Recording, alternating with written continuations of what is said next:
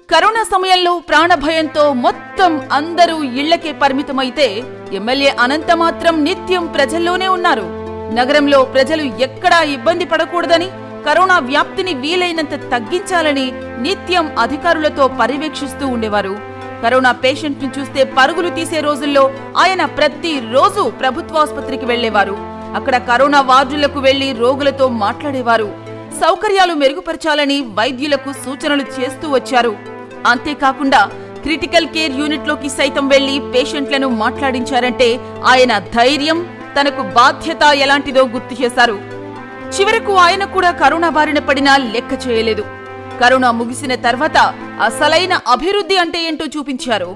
380 కోట్లతో జాతీయ రహదారి విస్తరణ పనులు చేపట్టి ఏడాదిలోపు టవర్ క్లాక్ బ్రిడ్జి పనులు పూర్తి చేశారు. ప్రస్తుతం రహదారి, బ్రిడ్జి నగరానికే ఒక తలమానికంగా ఉంది. కేవలం ప్రధాన రోడ్లే కాదు, నగరంలో ప్రతి చిన్న కాలనీలో రూపురేఖలు మార్చారు.